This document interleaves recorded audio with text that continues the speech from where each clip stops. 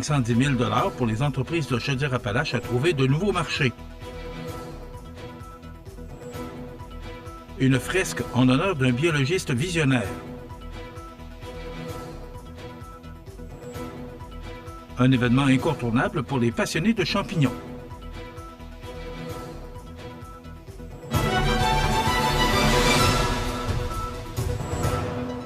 Mercredi 19 février 2025. Bonjour, mesdames et messieurs. Bienvenue à votre bulletin d'information régionale sur le réseau de télévision CMA TV. Le gouvernement du Québec investit dans l'avenir des entreprises de Chaudière-Appalaches en accordant une aide financière de 510 000 $ pour soutenir leur expansion à l'international. Ce financement est attribué à Développement PME Chaudière-Appalaches, l'organisme régional de promotion des exportations ORPEX de Chaudière-Appalaches, qui accompagne les entreprises dans leur démarche d'exportation. L'objectif est clair, soit celui d'aider les PME de la région à percer de nouveaux marchés au Canada et à l'international. Selon le ministre de l'Éducation et ministre responsable de la région Chaudière-Appalaches, Bernard Drainville, les entreprises locales possèdent tout le potentiel pour réussir à l'étranger. Il invite les entrepreneurs à saisir cette opportunité pour faire rayonner leur savoir-faire. Notre gouvernement accompagne les entreprises d'ici dans la diversification de leur marché. Aujourd'hui, plus que jamais, on doit miser sur nos atouts pour maintenir notre compétitivité à l'international. C'est pour ça qu'on investit 510 000 $ dans le développement PME Chaudière-Appalaches, de commenter le ministre Drainville. De son côté, le ministre délégué à l'économie, Christopher Skeet, rappelle que la diversification des marchés est essentielle pour assurer la compétitivité des entreprises québécoises. Il souligne que ce soutien permettra aux PME de s'adapter aux défis actuels et futurs, notamment face à l'incertitude économique mondiale. Enfin, la directrice générale de développement PME Chaudière-Appalaches, Marie-Pierre Poulain, insiste sur l'importance de cet accompagnement, surtout dans un contexte où les entreprises doivent composer avec d'éventuels tarifs douaniers. En cette période d'incertitude, l'équipe de développement PME Chaudière-Appalaches est déterminée à accompagner les entreprises de la région pour qu'elles surmontent les défis posés par l'introduction probable de tarifs douaniers. Notre équipe d'experts est prête à fournir le soutien nécessaire pour aider les entreprises à naviguer dans ce contexte complexe et à saisir des occasions de croissance à l'international, de conclure Mme Poulain. Grâce à ce financement, les entreprises de Chaudière-Appalaches disposeront d'un levier stratégique pour conquérir de nouveaux marchés et renforcer leur présence sur la scène internationale. Rappelons qu'à titre d'ORPEX, Développement PME Chaudière-Appalaches accompagne les entreprises de la région dans l'élaboration de plans stratégiques, la recherche de nouveaux marchés, la croissance des ventes ainsi que la commercialisation de produits. Annuellement, ce réseau accompagne plus de 2000 PME québécoises grâce à l'expertise d'environ 65 employés. Le financement total accordé aux 20 ORPEX du Québec pour la période 2024-2027 se chiffre à 10,15 millions de $. Le projet culturel Fou du français, initié par l'Union des municipalités du Québec, intègre le français à travers une œuvre d'art.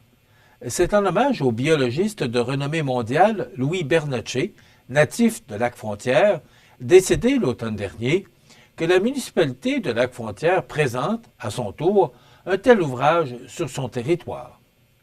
Une inauguration remplie d'émotions avec une fresque à l'image d'un homme qui a consacré sa vie à la science et principalement aux écosystèmes aquatiques.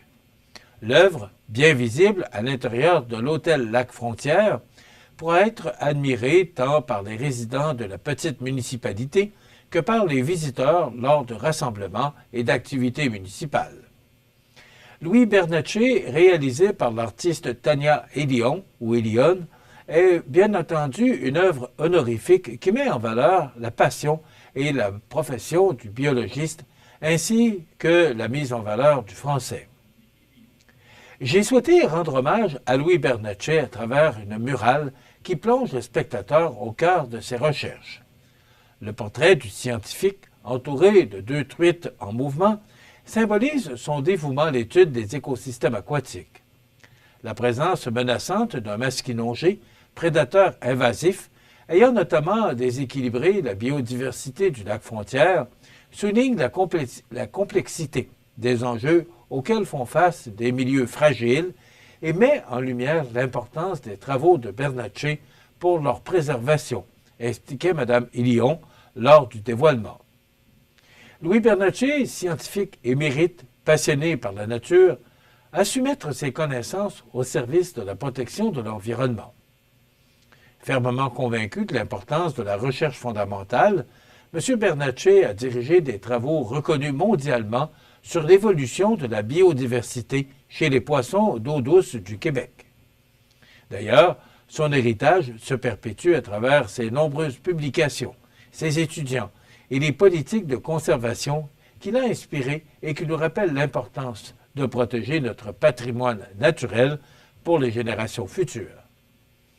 Rappelons que la MRC, porteur de ce projet, a reçu des sommes provenant de l'Union des municipalités du Québec qui bénéficie du soutien financier du gouvernement du Québec, de l'entente de développement culturel de la MRC de Montmagny et du député Mathieu Rivet.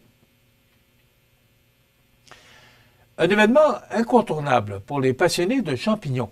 On vous donne tous les détails après la pause. La Société d'agriculture du comté de Lillet vous invite à des ateliers de formation en mars prochain. Tous les agriculteurs de la région sont bienvenus, soit à la salle des Chevaliers de Colomb de Lillet ou sur Zoom. L'objectif est d'offrir aux agriculteurs un lieu de rassemblement, de formation et de consultation sur des pratiques agricoles innovantes pour solutionner un problème ou améliorer sa rentabilité. Pour information et inscription, visitez carrefouragricole.ca. CEMA TV agrandit son rayonnement de diffusion. En plus de regarder CEMA TV sur son site web et sur le câble de Cogeco, vous pouvez maintenant capter la programmation de CEMA TV sur le canal numérique 206 ou analogique 14 sur le câble de Saint-Pamphile. CEMA TV, partout pour vous. Vous regardez CEMA TV, le réseau de l'information sur la Côte-du-Sud. C'est le 27 février prochain qu'aura lieu la 4e édition de la rencontre annuelle du Kamouraska mycologique à la salle municipale de Saint-Gabriel-l'Alma. L'événement, auquel participeront près d'une centaine de personnes, s'actualisera sur le développement mycologique du Kamouraska. Ce rendez-vous annuel se veut de reconnaître le travail des entreprises et des intervenants de la région qui font une différence dans l'épanouissement de la filière.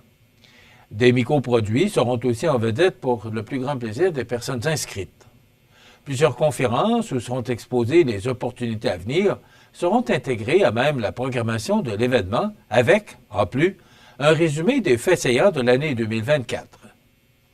De plus, un panel d'entreprises invitées viendra mettre en lumière plusieurs projets d'entreprises mycologiques. Le prix Le Rosaire sera remis, pour une deuxième année, à une personne s'étant particulièrement investie dans le développement du secteur mycologique de la région. La rencontre annuelle est un moment privilégié pour les échanges entre tous les intervenants de la filière mycologique. Elle est la démonstration parfaite de la force d'un groupe uni par une passion commune et intéressé par son expansion, mentionne le préfet élu de la MRC de Kamouraska, Sylvain Roy. Un 4 à 6 se tiendra en fin de journée dans la salle municipale, alors que les entreprises pourront agrandir leur réseau et développer de nouvelles collaborations, tout en dégustant des bouchées et cocktails aux saveurs mycologiques. Les participants pourront, par la même occasion, rencontrer des experts du milieu dans la zone conseil pour les appuyer dans le développement de leurs projets.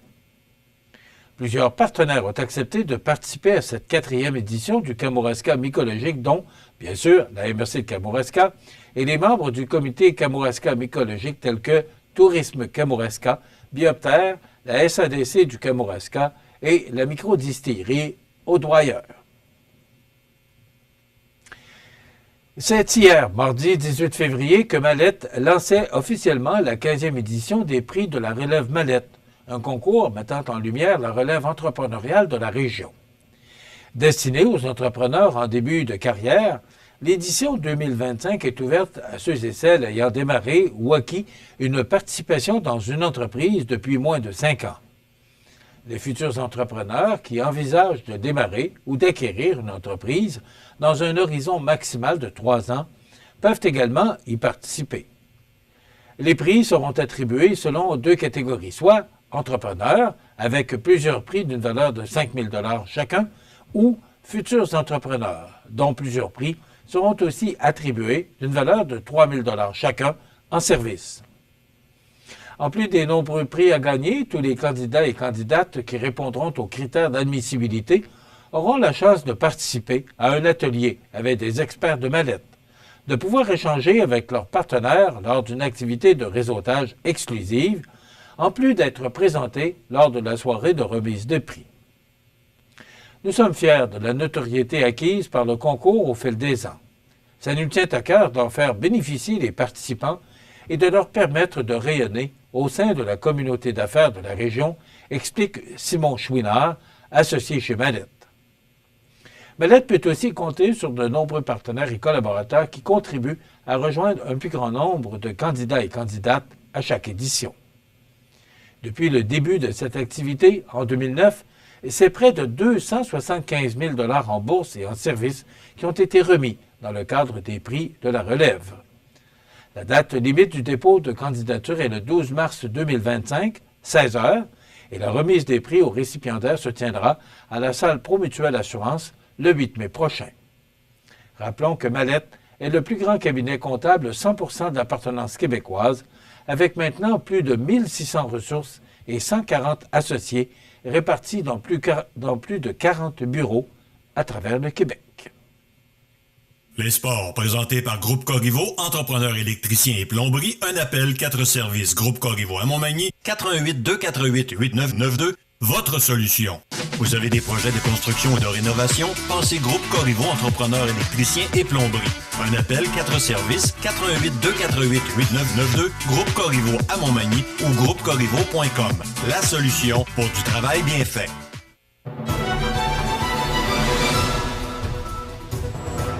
Alors au sport, d'abord, rappelons la victoire du Club L'Everest de la Côte-du-Sud hier soir à Saint-Georges contre les Condors, 5-2. C'était la reprise du match du 13 février, on s'en souvient, qui avait été remis en raison de la mauvaise température. Donc l'Everest qui mérite 2 points de plus au classement avec cette victoire de 5-2 contre les Condors de Saint-Georges, match disputé hier soir, reprise du match du 13 février. Les séries dans la Ligue de hockey olympique de Montmagny approchent à grands pas et chacune des équipes travaille fort pour mettre la main sur le précieux trophée de la Ligue. En fin de semaine dernière, le restaurant La Rive l'a emporté face au groupe MG pour s'assurer de terminer au premier rang de la saison avec encore 2 matchs à jouer avant les séries de fin de saison. Alex Croteau a fermé la porte aux attaquants du groupe MG pour signer un jeu blanc de 2-0 dans cette victoire. Dans le deuxième match, c'est avec un effectif réduit qu'Armoire Mathurin a remporté sa 3e victoire de la saison. Rémi Chouinard a réussi un tour du chapeau en marquant les 3 buts de son équipe après 2 périodes. Dans la victoire, Anthony Lamonde a connu une bonne performance, bloquant 37 des 41 tirs d'Okipneu. Les 2 dernières rencontres opposeront Armoire Mathurin contre le restaurant La Rive et Okipneu contre le groupe MG. Ces 2 duels seront aussi ceux de la première ronde des séries. Le joueur défensif de la semaine au coin du monde est Alex Croteau et le joueur offensif de la semaine, IGA Extra de Montmagny, est Rémi Chouinard. Voilà ce qui complète votre bulletin d'actualité de ce mercredi 19 février. Dans un moment, les prévisions de la météo et l'état des routes. Voilà, c'est tout pour l'instant. Bonne journée, mesdames, messieurs. Pour joindre la salle de nouvelles de CMA-TV, nouvelles au pluriel @cmatv.ca ou encore 88 241 13 13 poste 226. La météo, une présentation du restaurant à la Rive, un incontournable à Montmagny. Le restaurant à la Rive, un incontournable à Montmagny. C'est la place pour déguster un délicieux repas dans notre magnifique salle à manger ou sur le pouce à notre casse-croûte. Rue Saint-Louis ou par livraison, le restaurant à la Rive ou restaurantalarive.com.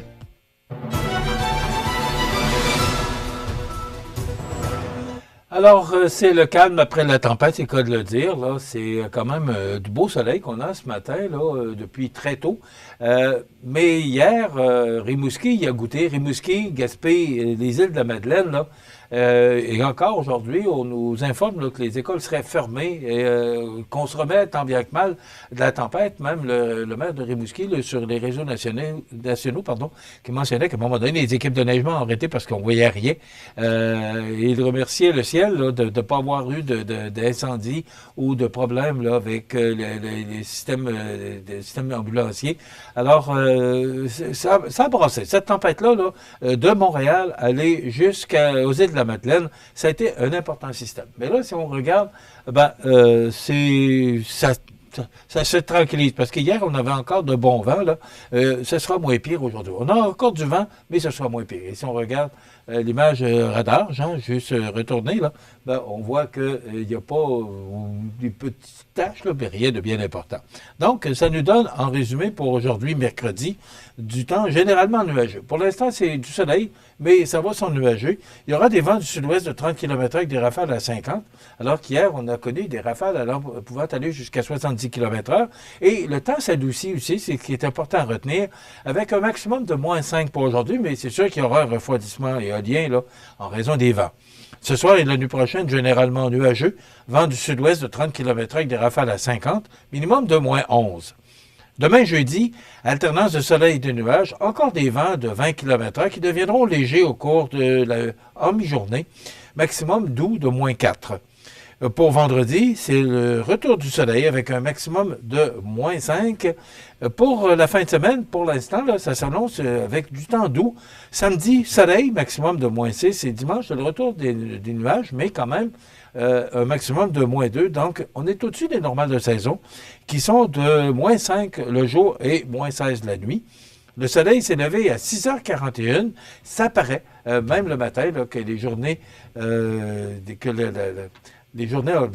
l'intensité de l'air.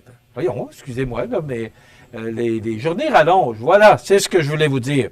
Et le coucher s'effectuera à 17h12 minutes, heure normale de l'Est. L'ennemi juré d'un animateur, ce sont les blancs de mémoire. Il fait actuellement moins 15 degrés à l'extérieur des studios de CMA-TV. Les vents soufflent de direction sud-ouest à 31 km/h. L'humidité est à 80 % et la pression barométrique est à 101,7 kPa. Donc, ce qu'il faut retenir, là, c'est que pour les prochaines journées, le temps s'adoucit parce qu'hier soir, c'était quand même assez froid. Merci. Maintenant, pour le menu de cette journée du mercredi, dans un moment, on vous propose la chronique culturelle avec Mireille Soucy des Arts de la Seine. Et on reçoit Éric Gourde du journal La Voix du Sud, et maintenant notre collaborateur à tous les deux mercredis. Il va nous parler de ce qui se passe dans Bellechasse. Il y a beaucoup de choses qui se passent actuellement dans l'actualité de Bellechasse. Donc, Éric Gourde, journaliste du journal La Voix du Sud, qui sera avec nous pour la deuxième partie de cette émission. Et en dernière partie, bien sûr, ce sera des commentaires sur l'actualité du jour. Je vous souhaite donc une excellente émission à notre antenne.